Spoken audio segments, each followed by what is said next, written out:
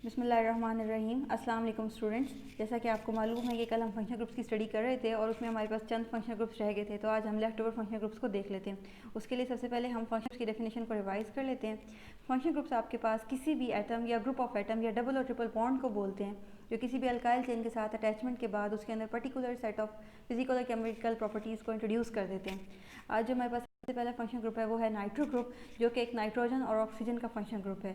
Nitro group एक explosive function group है। ये हम किसी भी ऑर्गेनिक मॉलिक्यूल में इंट्रोड्यूस कर सकते हैं by using nitric acid at higher temperatures. हम हायर टेम्परेचर्स पे नाइट्रिक एसिड के एडिशन के साथ इस ग्रुप को किसी भी ऑर्गेनिक मॉलिक्यूल के अंदर इंट्रोड्यूस कर सकते हैं। नाइट्रो ग्रुप की जो प्रॉपर्टी है वो है एक्सप्लोसिव। ये किसी भी ऑर्गेनिक मॉलिक्यूल के अंदर एक्सप्लोसिव प्रॉपर्टीज़ को इम्पार्ट कर देता है और इसका जो इफेक्ट है वो विड्रॉइंग है because of both negative resonating and inductive effects. इसके बाद हम कुछ इंपॉर्टेंट फंक्शन ग्रुप्स को देखते हैं, जैसे कि आपके पास है कीटोन। कीटोन का जनरल फार्मूला हम इस तरह दे सकते हैं, जो कि आपको स्क्रीन पे नज़र आ रहा है। इसके अंदर ये जो C डबल बॉन्ड O है, इसको हम कहते हैं कार्बोनाइल ग्रुप। ये कार्बोनाइल ग्रुप जो है ये इंपॉर्टेंट फंक्शनल ग्रुप है। इसके साथ जो भी अटैचमेंट होगी on the depending upon the nature of the substituents, आपके पास nature of the molecule change हो जाएगी। अगर आपके पास कार्बोनाइल ग्रुप की कार्बोनाइल ग्रुप की कार्बन के साथ जो दोनों सब्स्टिट्यूएंट्स हैं वो अगर अल्काइल ग्रुप हैं, तो हमारे पास जो रिजल्टेंट मॉलिक्यूल होगा वो कीटोन होगा। जैसे कि ये आप एग्जांपल्स में देख सकते हैं। एसीटोन, जिसमें आपके पास दोनों अल्काइल ग्रुप की जो सब्स्टिट्यूशन हुई हुई है, मिथाइल ग्रुप की अटैचमेंट हुई हुई है। इसी तरह एसीटोफिनोन, जिसमें एक अल्काइल ग्रुप आपके पास मिथाइल है और दूसरा अल्काइल ग्रुप आपके पास फिनाइल है। अल्काइल ग्रुप किसी भी फंक्शनल ग्रुप में सिमिलर भी हो सकते हैं अगर एक से ज़्यादा अटैच हो तो, और डिसिमिलर भी हो सकते हैं, और सिंपल हाइड्रोजन भी हो सकती है। लेकिन अगर आपके पास कार्बोनाइल ग्रुप हो और उसमें हम एक तरफ हाइड्रोजन और एक तरफ अल्काइल ग्रुप के एडिशन की बात करें, तो ये हमारे पास एक नया किस्म का फंक्शनल ग्रुप बनता है, जिसको हम एल्डिहाइड या फॉर्माइल ग्रुप कहते हैं। यहाँ पे आपको नज़र आ रहा होगा कि एल्डिहाइड के अंदर भी आपके पास बिल्कुल वैसे ही जैसे कीटोन में कार्बोनिल ग्रुप था, यहाँ पे भी कार्बोनाइल ग्रुप प्रेजेंट है। लेकिन डिफरेंस ये है कि वहाँ पे आपके पास कार्बोनाइल के साथ जो दोनों सब्स्टिट्यूएंट्स थे वो अल्काइल ग्रुप्स थे, लेकिन एल्डिहाइड में आपके पास एक तरफ अल्काइल ग्रुप अटैच होता है और एक तरफ हाइड्रोजन ग्रुप अटैच होता है। इस हाइड्रोजन के अटैचमेंट की वजह से जो आपके पास फॉर्माइल ग्रुप है या एल्डिहाइड का फंक्शनल ग्रुप है वो हमेशा at the end of the chain present होता है।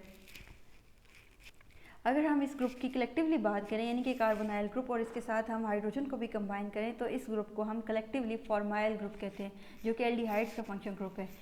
अच्छा, एल्डिहाइड्स के फंक्शन ग्रुप को अच्छी तरह अंडरस्टैंड करने के लिए हम चंद एग्जांपल्स को देख लेते हैं। जैसे आपको कुछ बेसिक्स एल्डिहाइड्स दिए हैं, जैसे कि फॉर्मल्डिहाइड, जिसमें आपके पास जो कि सिंपलेस्ट आपके पास एल्डिहाइड है, इसमें अल्काइल ग्रुप की जगह आपके पास सिंपल हाइड्रोजन अटैच होती है। उसके बाद नेक्स्ट जो है आपके पास एसिटल्डिहाइड, जो कि नेक्स्ट मेंबर है एल्डिहाइड्स की होमोलोगस सीरीज़ का। इसमें आपके पास अल्काइल ग्रुप की जगह आपके पास मिथाइल अटैच है और साथ में फॉर्माइल ग्रुप है।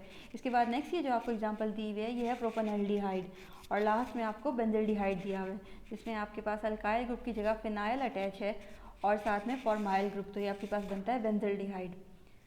कार्बोनाइल ग्रुप की काफ़ी सारी वेरिएशंस हैं और थोड़ी थोड़ी वेरिएशंस के साथ हमारे पास न्यू फंक्शन ग्रुप्स आते हैं। हम इसी तरह की एक और नेक्स्ट देखते हैं, जो कि है हमारे पास कार्बोक्सिलिक एसिड। कार्बोक्सिलिक एसिड के अंदर भी कार्बोनाइल फंक्शन ग्रुप प्रेजेंट होता है, लेकिन साथ में एक तरफ आपके पास अल्काइल सब्स्टिट्यूएंट प्रेजेंट होता है, दूसरी तरफ आपके पास हाइड्रोक्सिल ग्रुप प्रेजेंट होता है। अगर हम कार्बोनिल ग्रुप को और हाइड्रोक्सिल ग्रुप को कलेक्टिवली स्टडी करें, तो ये हमारे पास बनता है कार्बोक्सिलिक एसिडिक फंक्शनल ग्रुप, यानी कि ये भी एक किस्म का कार्बोनाइल फंक्शनल ग्रुप है, लेकिन उसके साथ सब्स्टिट्यूएंट्स चेंज होने की वजह से हमारे पास एक न्यू फंक्शनल ग्रुप आता है, जिसको हम कार्बोक्सिलिक एसिडिक फंक्शनल ग्रुप कहते हैं। कार्बोक्सिलिक एसिडिक फंक्शनल ग्रुप की हम फ्यू एग्जांपल्स को देख लेते हैं।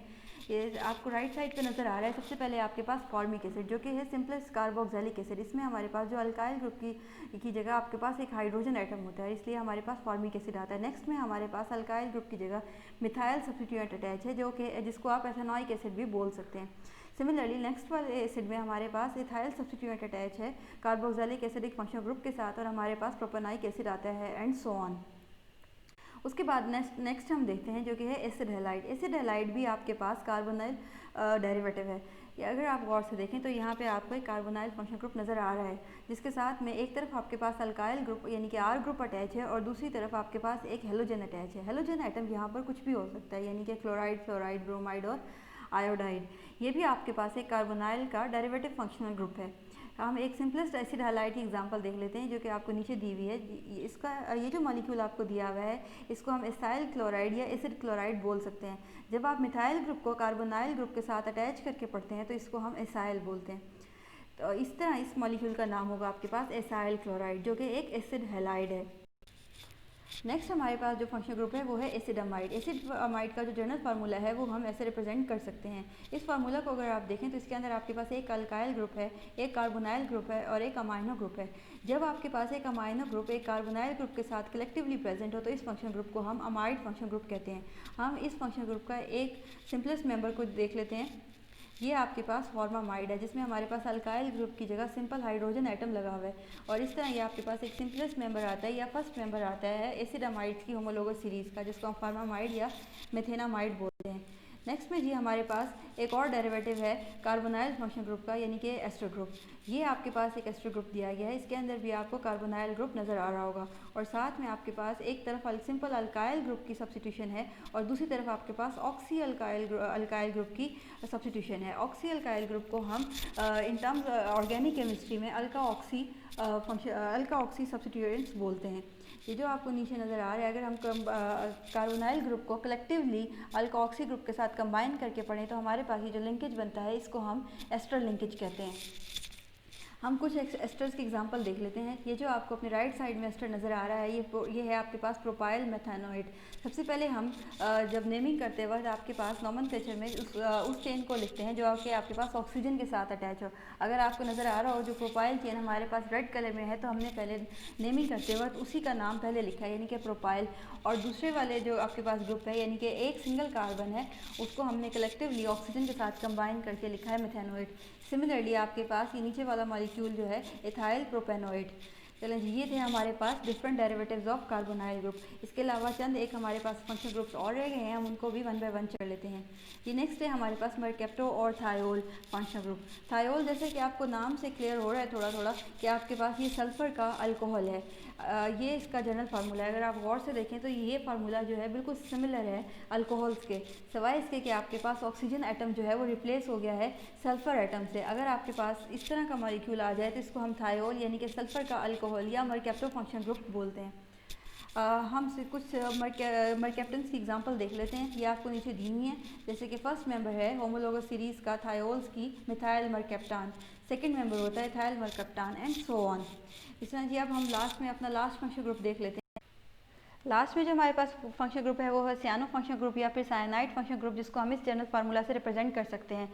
जब भी आपके पास कार्बन नाइट्रोजन के साथ ट्रिपल बॉन्ड के जरिए अटैच हो तो इस तरह के फंक्शनल ग्रुप को हम साइनाइड फंक्शनल ग्रुप कहते हैं। ये नीचे आपको एक कॉमन साइनाइड दिया हुआ है। साइनाइड की नेमिंग के लिए हम देख लेते हैं आपके पास ये जो आर ग्रुप की सब्स्टिट्यूशन है, यहाँ पे मिथाइल अटैच है और साथ में आपके पास एक साइनाइड अटैच है, तो कॉमनली हम इस मॉलिक्यूल को मिथाइल साइनाइड बोल सकते हैं। लेकिन आईयूपैक सिस्टम में हम इस मॉलिक्यूल को डिफरेंट तरीके से नेमिंग करेंगे।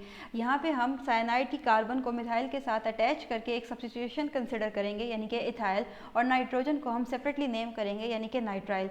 तो आईयूपैक सिस्टम में इस मॉलिक्यूल का नाम होगा आपके पास इथाइल नाइट्राइल।